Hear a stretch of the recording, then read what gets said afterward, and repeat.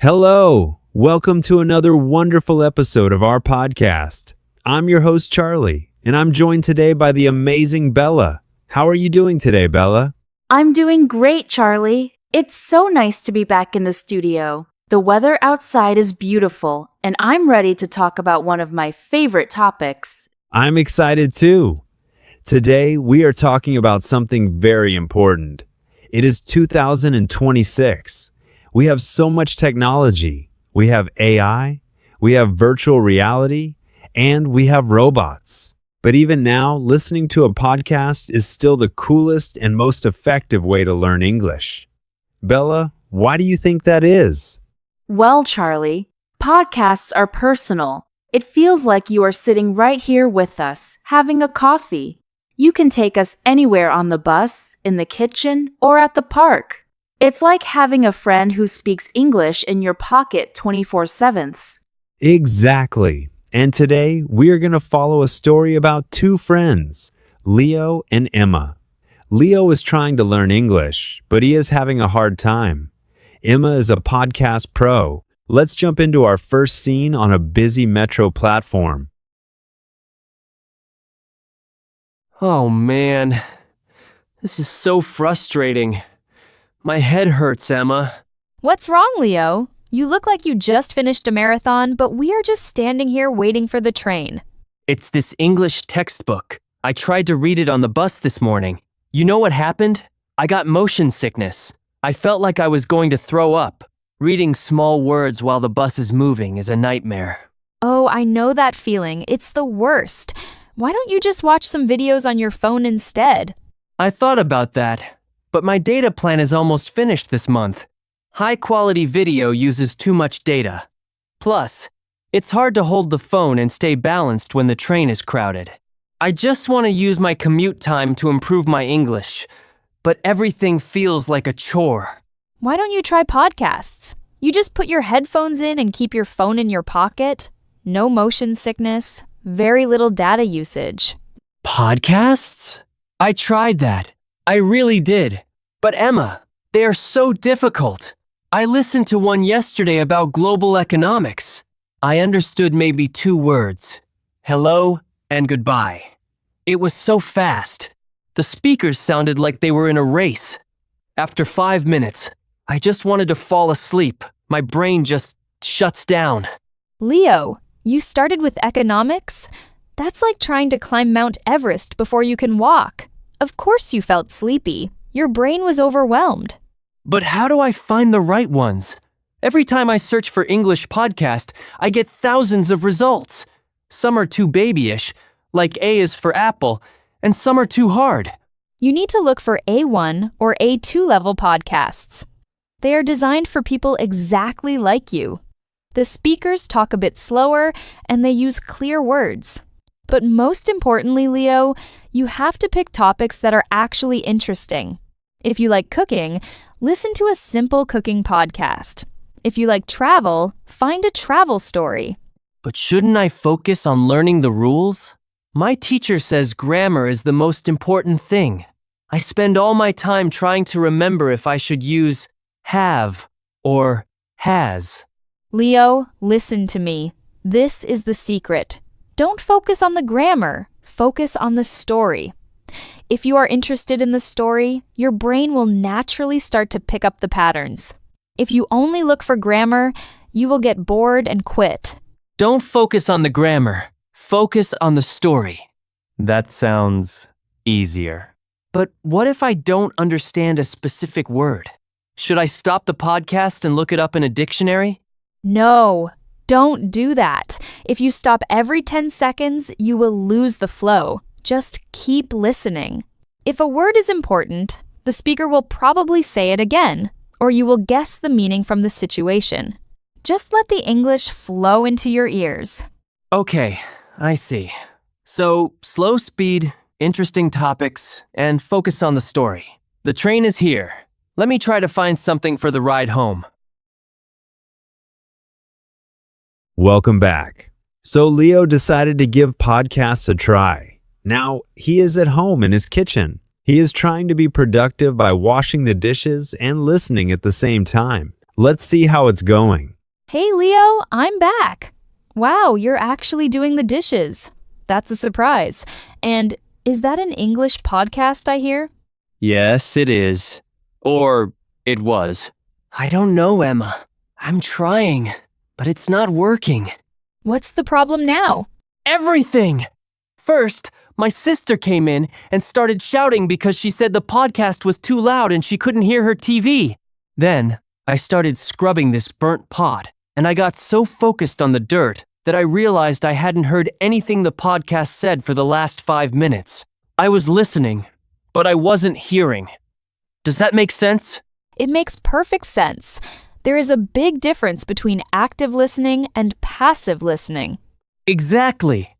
I feel like if I'm not sitting at a desk with a pen and paper, I'm wasting my time. If I just play it as background music, am I actually learning anything? It feels useless. It's not useless, but you have to find the balance.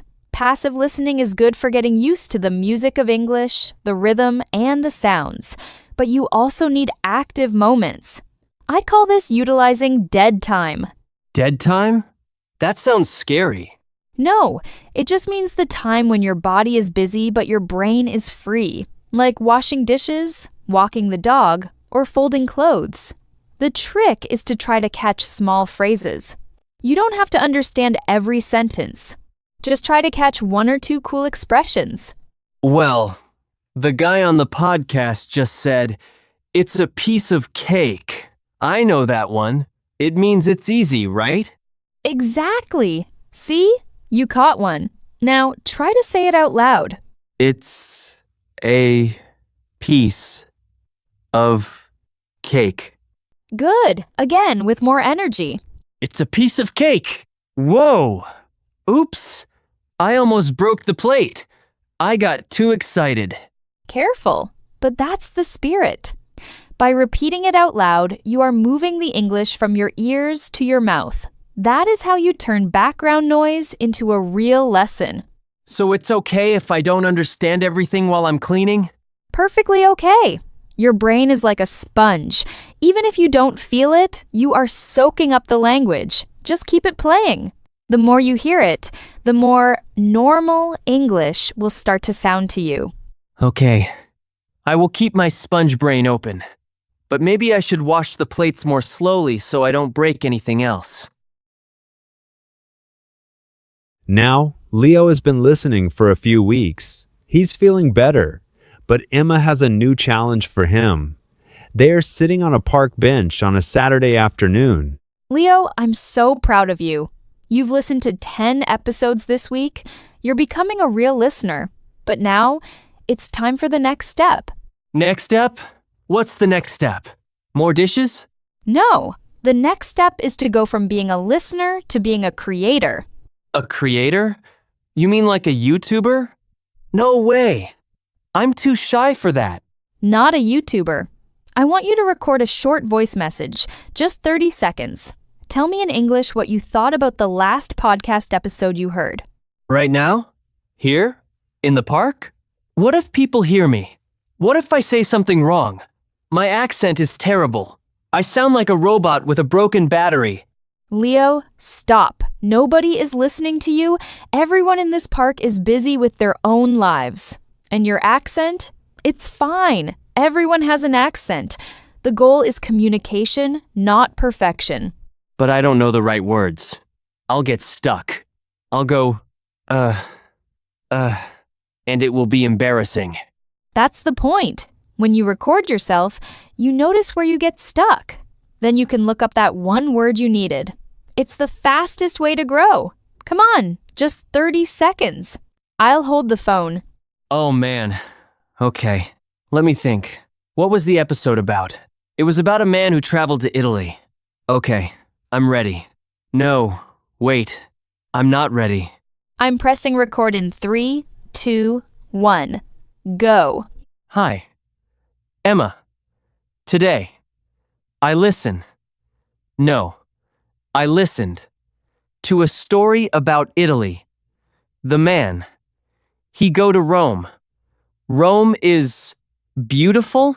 He ate a lot of pizza. I like pizza too. The story was interesting. I want to go to Italy one day. Okay, stop! Stop the recording! That was fantastic. You did it. That was horrible. I made so many mistakes. I said, he go instead of he went. And then I corrected myself. It sounded so messy. Leo, that's exactly what should happen. You corrected yourself. That means your brain is working. You communicated your idea. I understood everything you said. You liked the Italy episode, you like pizza, and you want to travel. Success. You really understood me? Of course. Remember, making mistakes is part of learning. If you don't make mistakes, you aren't trying hard enough. If you do this every day, in 1 month, you will be shocked at how much better you sound. Every day? 30 seconds? I guess I can do that. It's like a mini podcast of my own. Exactly. The Leo Show. Starring Leo and his love for pizza. Maybe I'll call it English and Pizza. That sounds like a good show. What a great journey for Leo. He went from getting sick on a bus to recording his own thoughts in a park. Bella, what can our listeners learn from Leo today? There are 3 big lessons, Charlie. First, find the right level. Don't jump into difficult topics like economics if you are an A1 or A2 learner. Find something slow and interesting. Focus on the story, not the grammar. Second, use your dead time. You don't need to sit at a desk for hours. Listen while you wash dishes, while you walk, or while you wait for the train. Passive listening helps more than you think. And third, the most important one, speak up. Don't be afraid to record yourself or talk back to the podcast. Mistakes are just proof that you are growing. That's right. Learning English in 2026 isn't about memorizing long lists of words. It's about making English a part of your life, just like your favorite music or a conversation with a friend. We hope Leo's story inspired you today. If Leo can do it, you can do it too. Thank you for joining us today on English Podcasts for Learning English. We love having you here with us in our little studio. Don't forget to try Emma's challenge. Record a short message for yourself today. It doesn't have to be perfect. It just has to be you. Keep listening, keep learning, and see you next time. Bye-bye, everyone.